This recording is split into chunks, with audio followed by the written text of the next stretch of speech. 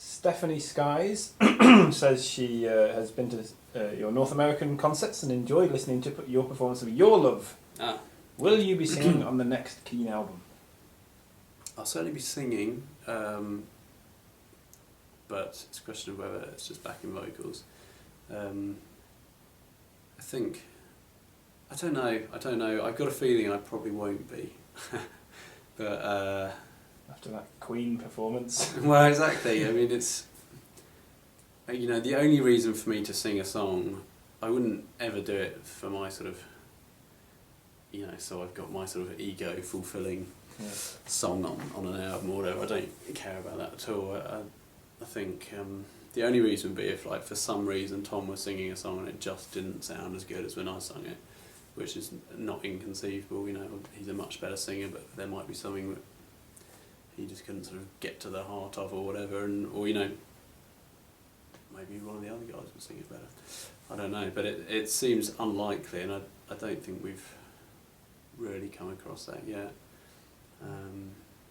But yeah, I doubt it. It's just, you know, when you hear Tom sing a song really well, it just sort of makes it, just opens up and makes it sound amazing. Maha from New York says, is the collaboration with Kanye West ever going to happen? Or I guess see the light of day, as you did have a collaboration already. Yeah, I don't know. The one that we did with him, I've got a feeling will, you know, if anyone ever, you know, if people still care about Keane in 30 years' time, maybe we'll do a Beatles style anthology. But that, you know, it was basically an experiment that was kind of okay, but not amazing.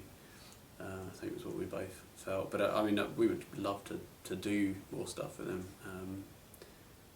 But you know, he's sort of the busiest man in music, really. So we'll see. Violet Roses asks, are you still in touch with Chris Martin? Have you thought about how different your life would be if you'd accepted his offer to play the piano in Coldplay?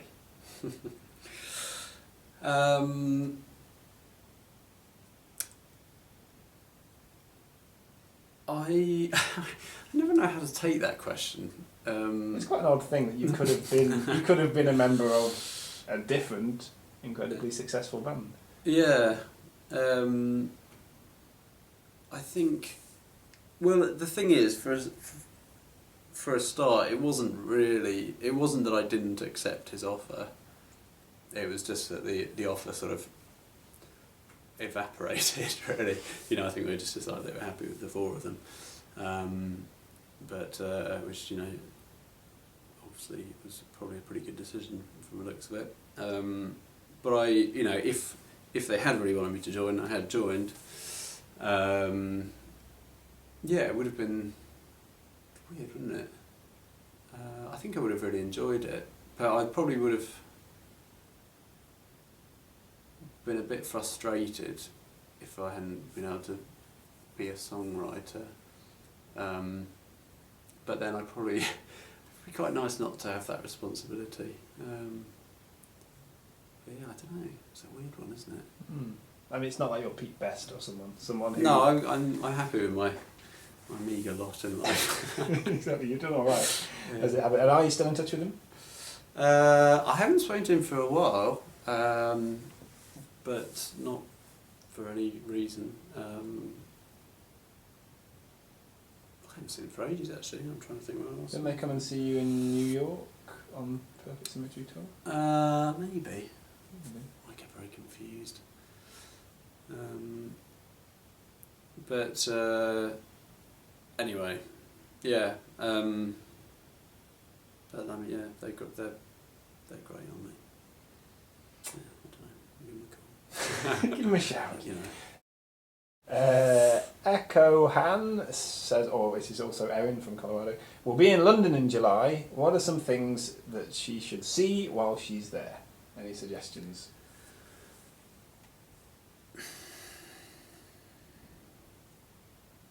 Well, one of my favourite things, well, lots of things I love about London.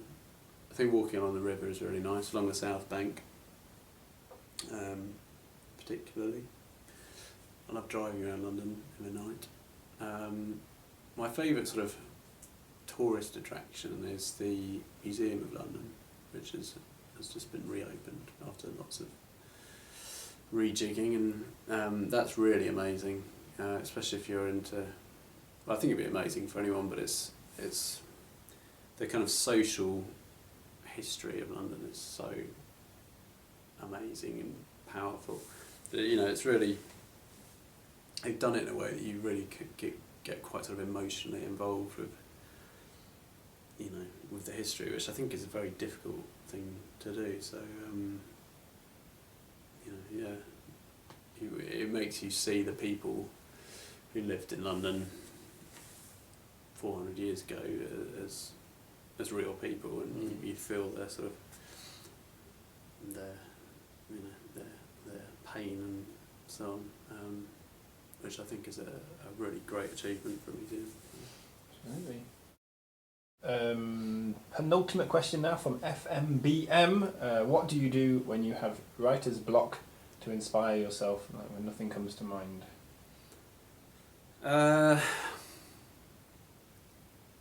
Writer's block is really annoying and depressing. It really gets me down.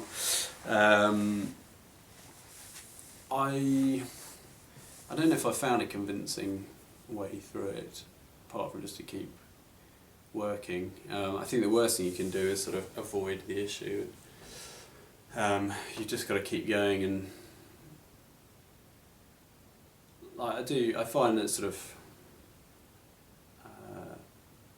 I actually find it easier to write generally if I'm on the move. I found that when I start walking, my brain starts working much better, which is very odd. I don't know what that means, but the other thing I like doing is this thing where you try and write 20 songs in a day, which I got from a book about this. Well, it was, yeah, these guys in Australia, I think, or maybe it's America, had this idea about trying to get through writer's block, where it's forcing themselves to write, and you have to do like a 12-hour block of non-stop writing. Yeah. And I've done that a few times with Jesse. The first time we did it, it was me and Jesse and Justin, who's now the lead singer of the Vaccines. Even though, yeah, it was JJ Pistol at the time, or between jobs anyway. But yeah, that's an amazing process where you end up, I've never managed to do 20 in 12 hours, but I've managed to do sort of 13, 14. And you get to the end of your day. Good ones come out of that? Yeah, you'll sort of end up with, I think the best one for me, I sort of probably end up with like 4 or 5 sort of really good ideas from 12 songs or something. So yeah, it's a really worthwhile process, and it also just forces you to use your brain, and you sort of get to the end of the day and think, oh yeah, I can actually write songs, rather than just sitting there sort of twiddling your thumbs and thinking, oh, I'm never going to write a good song again. You just got to get on with it, but it's a bit of a blight for songwriters.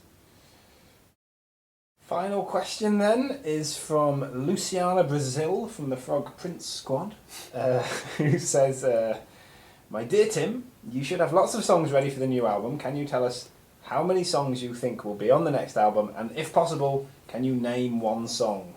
I love that. You should have lots of songs ready. Yeah. You're right, I should. By now. I